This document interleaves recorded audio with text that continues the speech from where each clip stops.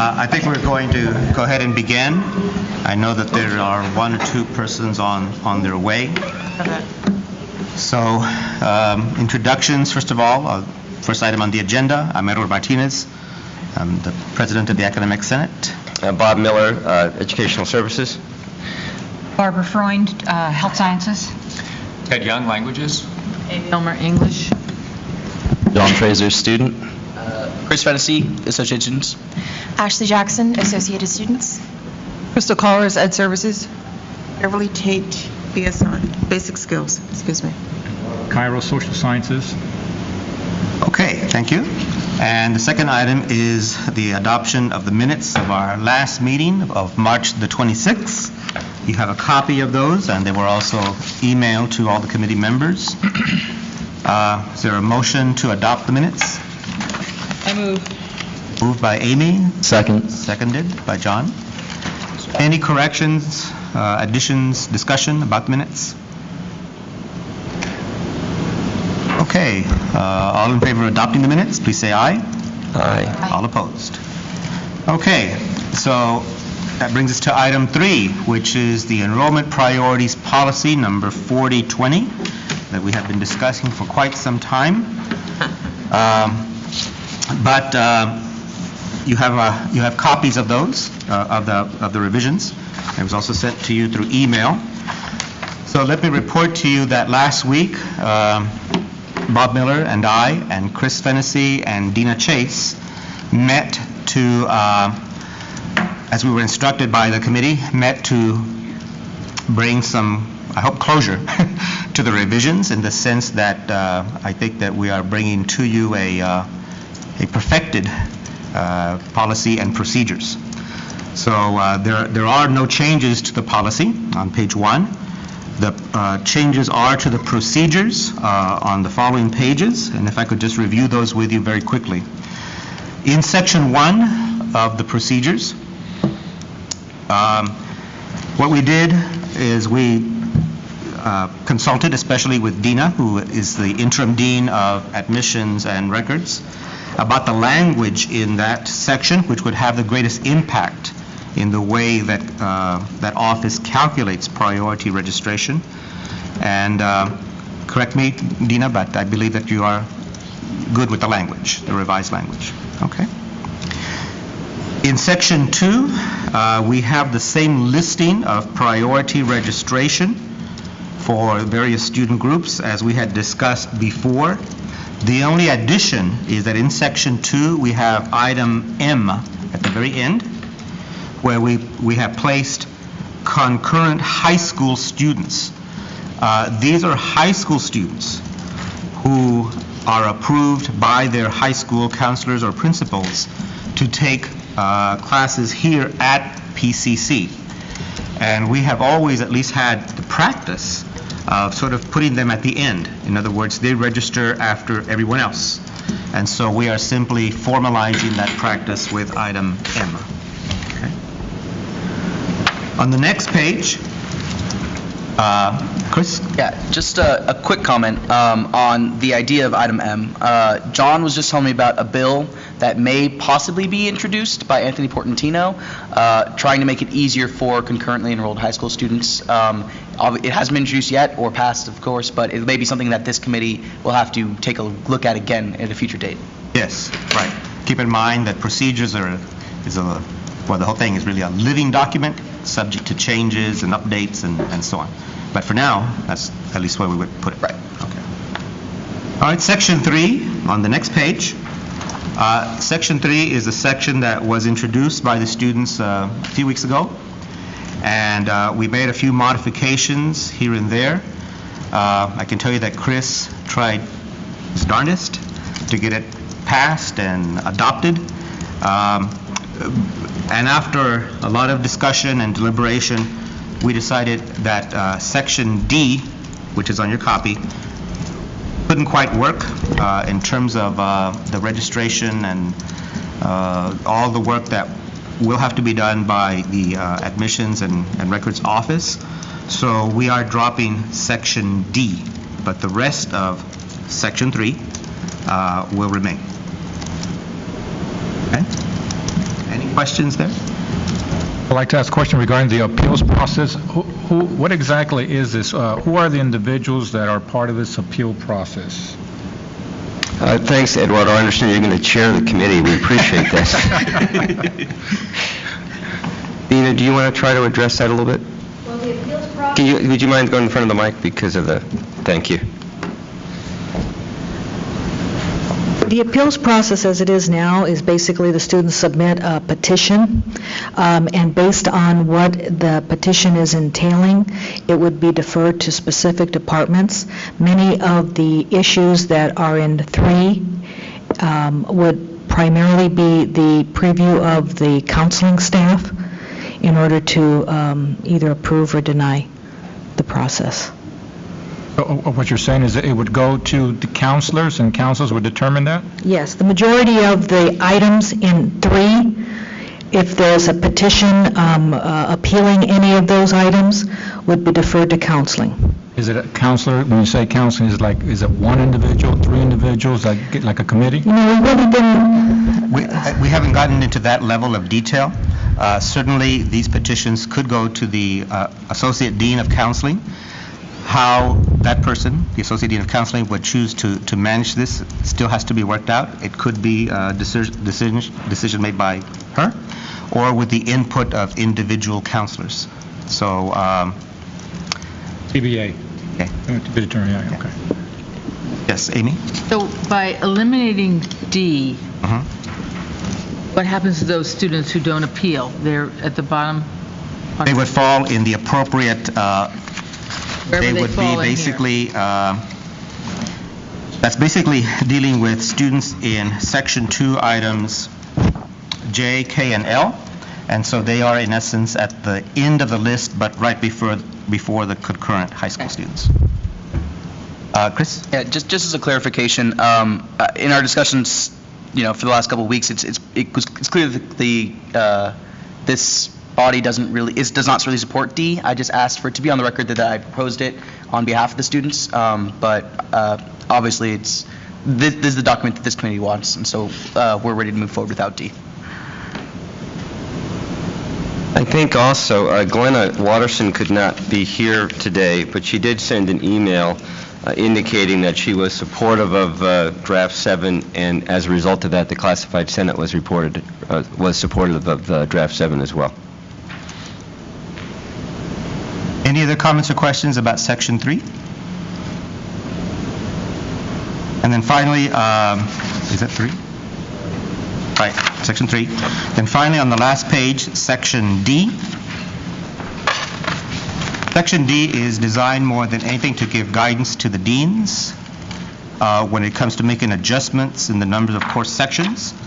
And there is a change here made, Section A, which says, greatest priority shall be given to those courses that enable students to complete the CSU transfer curriculum majors, also known as the Associate in Arts for Transfer or Associate in Science for Transfer. And then Section B, high priority shall also be given to the following types of courses, and we maintain the same listing in items I through 4 that we have previously discussed.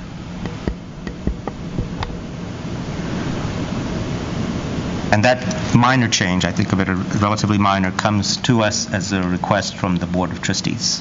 From our board. Well, to be very accurate about it, the request comes to us primarily as a result of what CSU's actions that was announced not too long ago, where they indicated that based upon their own budget issues, that for spring 13, the community college transfers that they will be taking will be those that are tied to the transfer curriculum majors. And from a policy point of view, it seems that this is the direction that the state will be going in, at least for the foreseeable future. This is also a strong recommendation within the Student Success Task Force recommendations, and certainly seems to be a strong direction that Trustees Mann and President Baum of our trustees will be taking based upon Trustee Baum's seat on the Board of Governors and Trustee Mann's seat on the Student Success Task Force, as well as the outgoing president of the Community College Trustees Association. So although our whole board has not weighed in on it, whenever it's come up at board meetings, everybody seems to be nodding their head affirmatively. So that will get their attention. All right. So here it is.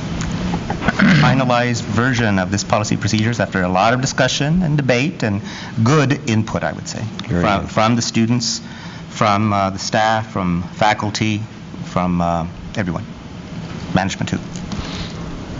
Any other? Yes, Eduardo? If I may go back to item 1, just so that I'm clear on this, if we were to assign a number to these priorities, are we saying that under those students who receive the highest priority would be those that have a total number of units successfully completed passing it at PCC? So that would be group number 1. Is that correct? Well, number 1, that is simply giving instructions about how the groups within number 2 are prioritized. So, for example, if you look at 2A, all of the continuing new and re-entering DSPS, EOS-PNS, foster youth, and so on, all of those students have been admitted at different times, or they have different numbers of units. So A&R, admissions and records, basically will prioritize the students within that category based on the number of units they have completed here at PCC. Dina, am I reading that correctly? That's correct, and that's been the process. Nothing in 2A really changes at all from what we've practiced. The way by which you just stated, I think, is extremely clear. Is it not possible to state it that way also in here to make it clear to everyone? So in other words, if someone that wants to figure out where they stand, incoming student or student has been here for a year, if they were to read this the way it stands, I think it would not be clear, but the way you stated it, I think would be very clear. Is it possible to do that at this point? To phrase it in such a way that it's clear and not somewhat confusing. Well, the way that I'm sorry, go ahead, Amy. Go ahead. I was going to say, but if you look at 2, it's an and. Priority for registration shall also be based upon the following. So it's a combination of 1 and 2. I think it's clear. Well, yeah, but if we go to 1, during scheduled registration periods, each continuing student is assigned a priority registration based on the total number of units successfully completed at PCC, with the exception of the situation. So from there, the person reads it and said, okay, I will have priority because I have 120 units completed. Anyone else below that, priority for registration shall also be based upon the following. So now it's saying now those people are below me. Well, the way I read it, Eduardo, is it says, with the exception of the situation described in section 2L below. So go down to 2L below, and it says students have accrued more than 100 units of PCC, not including English. So what it's basically saying is the order is 2A through M, and I fall within 2A through M unless I have over 100 units, and then my priority changes. But maybe that's not... I mean, I understand what you're saying. I'm looking at it from their point of view, and I see this to be not clear. But if we said something like number 2, I hate redoing this, but combination with 1, priority for registration shall be based upon the following. What if in 1 we add something like each continuing student assigned priority in accordance with number 2 below, something like that. So something like that. Yeah. That would make it clear. I think for me that would be clear. Ed, could you restate that? In number 1, each continuing student is assigned a priority registration in accordance with number 2 below. In accordance with section 2 below? Or section 2, or whatever. 2. M.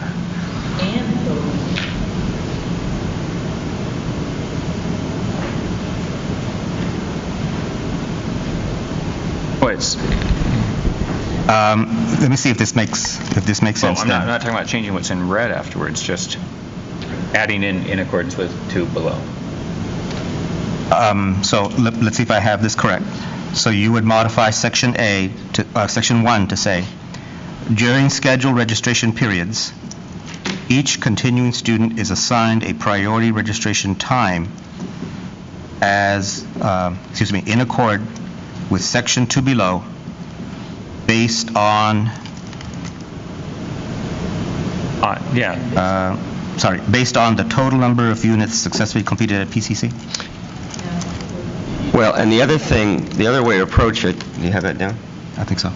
The other way to approach it would be to be very, very prescriptive and say, Passing City College, with the exception of the situation described in Section 2.L below, where students who exceed 100 units, not including ESL or basic skills courses, would receive the lowest priority with the exception of concurrent high school students.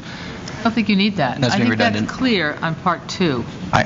But my point is, why don't some people really want to understand? But I agree with you, but if we really want to make it crystal clear, that would be one way of doing it. But I'm most concerned, quite frankly, that this be clear for A&R, because it's A&R that is charged with implementing this. So Dina, what is your choice? What is your preference? Well, what if we said something along the lines, during scheduled registration periods, each continuing student is assigned a priority registration time in accordance with 2 below. Is that close to what Ted was proposing? That's very clear. That's You know, very clear. it doesn't get closer than that, I think. That's very clear. Based on the total Okay. number of units, blah, blah, blah. Right? Okay. Yeah. All right, and again, I just want to emphasize that I think it has to be very clear to the folks in A&R, since they will be the folks implementing this. Anna? At the last meeting, when Dina was not here, I did ask if our current technology will allow us to identify all of these students, and will the registration system be able to notify students who are losing their priority? And we weren't clear on that last meeting. Anytime a registration priority assignment is changed, even now, without this proposal, there is a manner in which the students can be identified and told in advance. Part of our discussion last week in discussing the procedures would also focused on how this implementation would take place in steps. Maybe not everything all at once, and I don't know if Bob, you want to share a little bit of... Yeah, we actually, on the whiteboard, sort of went through how we would implement, which was essentially J, K, and L. And what we determined is that we would always be working somewhat a semester in arrears based upon the timing that it would take to identify these students. And the need for counseling to do the early alert process, at what period of time they would do that, when counseling would make the final determination of when a student might lose his or her priority, the length of time it would take to give students the appeal process, the amount of time that we provide students to do the appeal process, and then for the counseling based upon the appeal to determine whether the student continues on the priority or loses priority. In other words, the appeals determination. And when we drew all that out from a counting point of view, we realized that within a given semester, at least with our current technology, it wasn't feasible to identify within a semester. However, with the new AIS, we may very well be in a position to be able to do it much more quickly. So, as Dina just said, the group in A&R and counseling that gets together decides this appeal process would do so based upon the realities that exist given the current technology and staffing. Okay, you mentioned counseling would be notifying students. That's not our role in counseling. That's totally the registration and MIS people that do that notification. Then it would be within the Student Services Division to sit down as a group and figure out who does what when in order to implement this. Part of it, I don't know if this helps to clarify it at all, part of it is in sketching out, mapping out the time frame that's required before the next registration cycle. For example, in fall 2012, the registration cycle for the next term, we'd want to backtrack to see exactly when would the prime time for us to be able to identify, screen, and then be able to actually notify students prior to their next registration cycle of where their status would fall. And again, working with counseling needs to assist in identifying what the status of that student is going to be, the courses that they may or may not be taking, how that's going to impact their registration priority time, and then working with ITS, once we have that list of students from counseling, to be able to notify them with enough time in advance.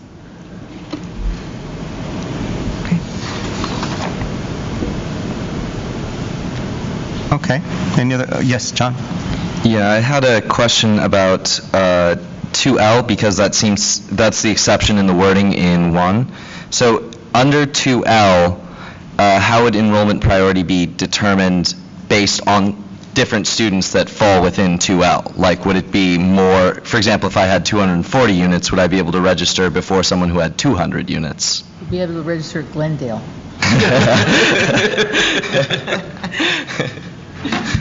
Besides that one, of course. In other words, are we going to distinguish between students with 101 units and 100 and 200 units, as you? Yes. Yeah.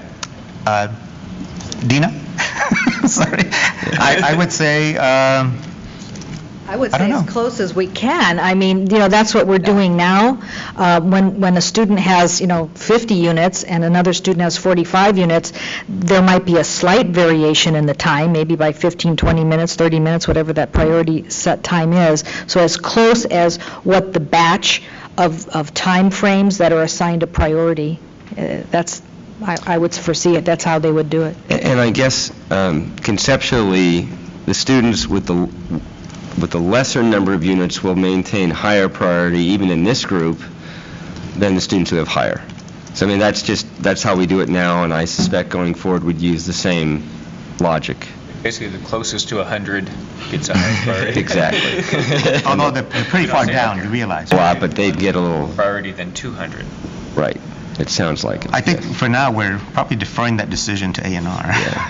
Chris? Actually, John, he brought up a great point, because according to what it says now is that everyone except for 2L, within the subgroups of 2, they'll be going by their priority. But if that's not true in 2L, then we can strike that entire thing now that we have the in accordance with Section 2 part.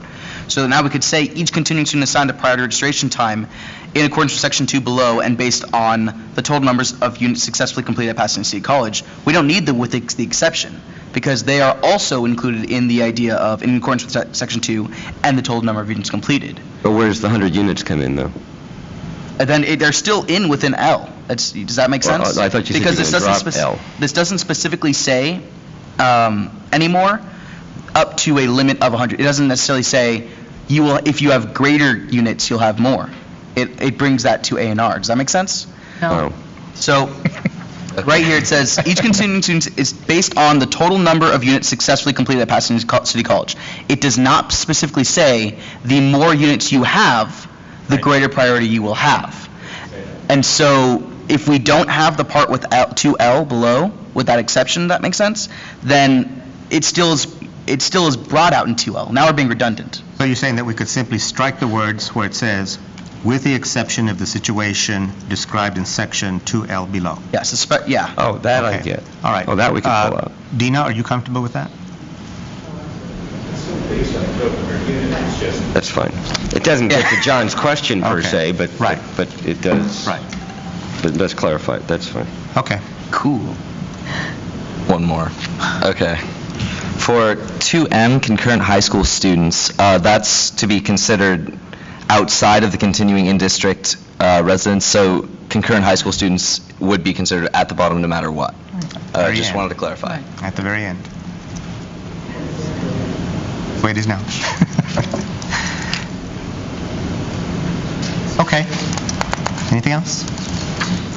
Well, with the modifications that we have discussed then to Section 1, right now, you can, I would ask that we go ahead and take a vote on this. Do we have a motion? Do we have a motion, Chris? I will move to recommend or to approve the changes to enrollment management, the enrollment priorities and class scheduling priorities policy number 4020 as proposed and amended. Motion, is there a second? Second. Eduardo Cairo. All right, any further discussion? All right, I'm going to ask for a show of hands, but I'm a little bit confused right now about among the students, who has a vote and... At the College Council, didn't we approve a third seat? Yes, we did. But did you appoint someone already? Our wonderful president, All Ashley right. Jackson, is our Okay, third just not seat. clear about that? Yeah, So sorry. you three are the official student, all right, so I'm clear about that, okay. All right, so all in favor of the motion, please signify by raising your hand.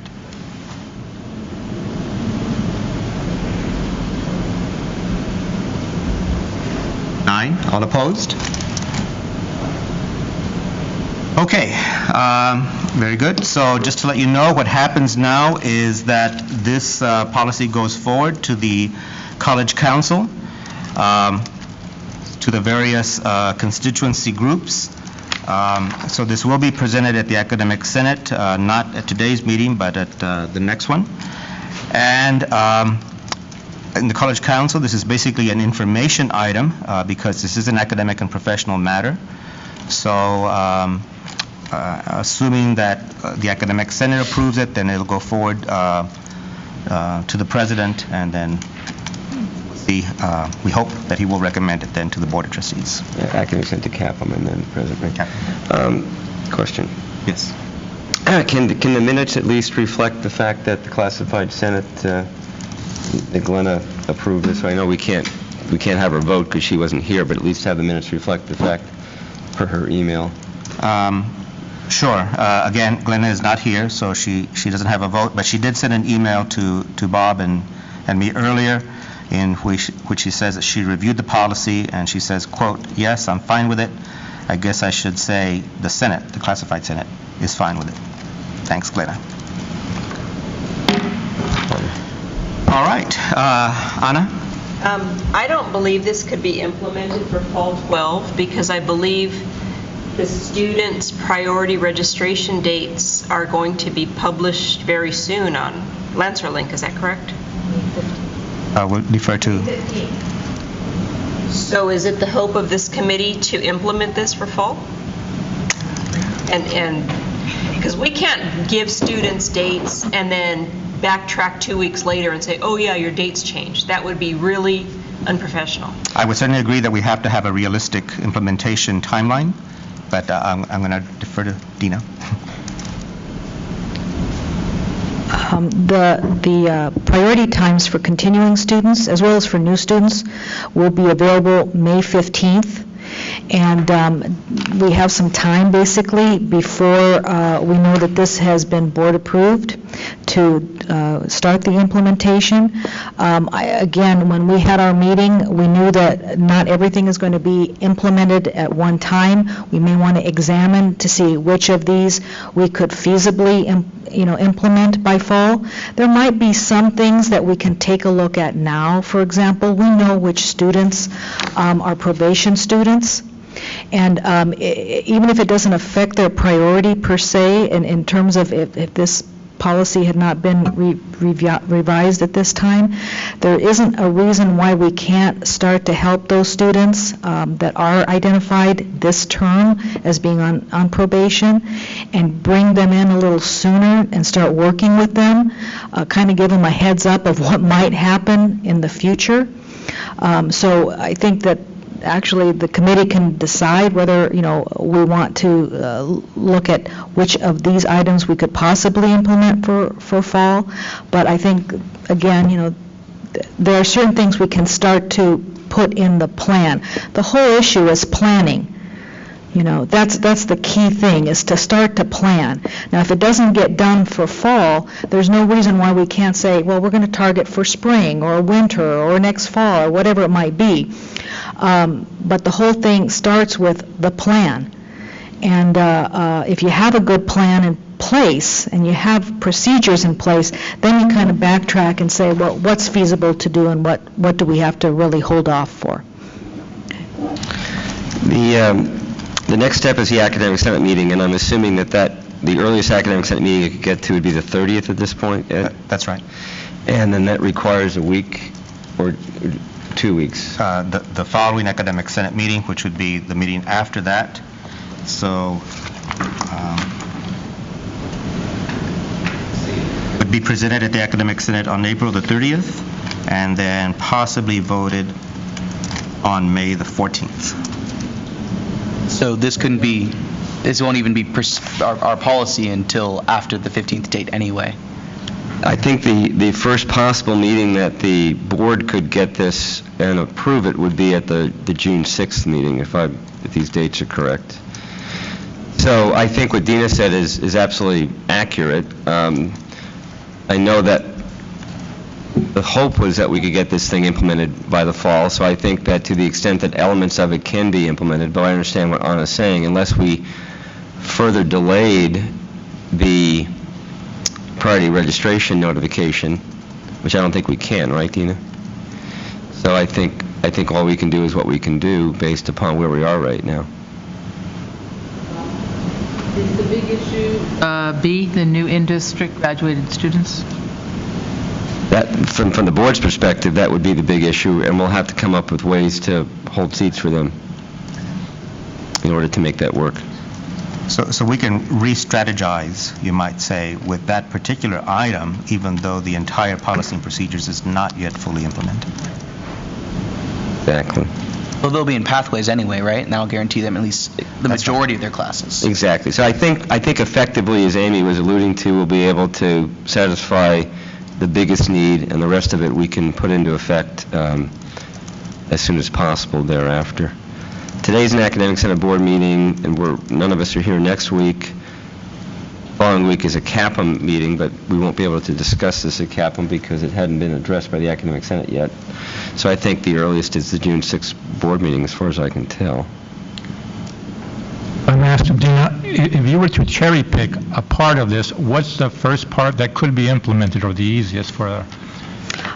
If I had to cherry pick, I would say, since we know this term, those students that are with us and who are on some sort of probation, if we can start to work with them to identify exactly what those needs are that they might have, that would be a population I would recommend. Another population is also those students that have over 100 units.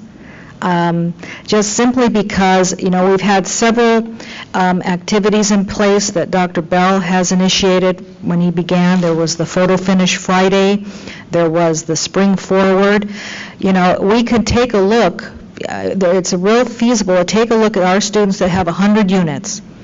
And if we could allot resources now to help identify those students that have 100+ units, to find out, are they here on a 20-year plan, and they really don't have a goal, they're just taking classes for enjoyment or whatever it might be, but we have students who might want to get out of here, all right? Would we be able to identify exactly what those courses that they need are? And since the priority registration times would happen May 15th. That's when the date that they're going to be available. If we could work with those students with 100 units that have a goal, that do want to get out, and only have a few classes left, just like we identified in the 428 students this spring that had a few classes left that they needed to take to really finish their goal. Whether they decide to go at that point or not, that's their business, but we've done our part and got them there. If we could do that, and I think we could, it's a question of allotting the resources to identify the students with those units, identify the courses that they need for their goal, and help them to get those classes for fall. They could feasibly be moving on a lot sooner than trying to just fish for classes. When you say if we could allot the resources, what resources and who would give the final say that here you have what you need? Having worked with counseling and the rest of the staff on the 428 to identify what courses they were lacking, we definitely need advisement and evaluators because they did the bulk of identifying the students and which courses they had left to take in order to meet their goal of being able to have the courses they needed by the end of this term. That's the model we'd really want to start to pilot. So our students with 100+ units, those that are serious about moving on and getting their goal completed, if we could have the evaluation and advisement resources to identify what are those sections of their GEs or their lower division that they have left to complete, and find a way to get those students in those courses and then move them on. They'd be moving on a lot first. So it's a question of do we have the resource? The resource is money. I don't have the money. But I'm willing to work with counseling and with our evaluators to try to identify what are the students with the most crucial needs for those few classes that they have left to take and move them on. We're talking about getting more counselors and evaluators then. Yeah. Evaluators, I mean, if this kind of is going out into an area that I probably shouldn't go out to, but, evaluators can really identify what courses the students have left to take. Counselors can provide a wealth of information on what that student's needs are, their goals are, have they come to a point to understand why they're in college and what their educational focus will be. So the two kind of go hand in hand. You've got the folks that are in counseling to work with the students to find out what it is that they're here to do, and then evaluators to evaluate, okay, if that's what you want to do, this is what you've got left to take. Anna? I'd like consultation with Dr. Olivo on this, because I don't know what is really feasible at this time with our short staffing and counseling. And certainly we intend to do that, and I know the whole student services people will have to grapple with this. But on another note, I think somewhat related, I was in an AIS demonstration this morning for an hour and a half with the PeopleSoft people. And it is amazing what that technology is going to be able to do, and the amount of staff time that will be freed up as a result of that, which can be brought to bear on things like this. It's mystical, magical to see. I mean, it's pretty amazing. So, whichever vendor we end up going with, it'll make life a lot different and better for students and staff and faculty. Okay, all right. You can see the final item we have on today's agenda is future meetings with a question mark. The critical item there is the question mark. I don't think that we need to schedule any meeting in the immediate future, so I think Bob and I will stay in touch and see how things develop on these issues and call a meeting as needed. Okay? Yes. I just recommend that we all leave that time block on Mondays open in case something comes up, Good idea. and that we don't have to start all over again. Excellent idea. Thank you. Good idea. But for now. Have lunch then. Okay, have lunch. All right. All right. But for now, we have not yet scheduled any future meetings for the immediate future. Okay. Any other comments, questions, issues? All right. Then we stand adjourned. Yeah, and thank you all very much for a superb all committee. I think we got a lot done this year. Thank you. And I'll send out the revised policy procedures as we discussed. Thank you for chairing it. Yes.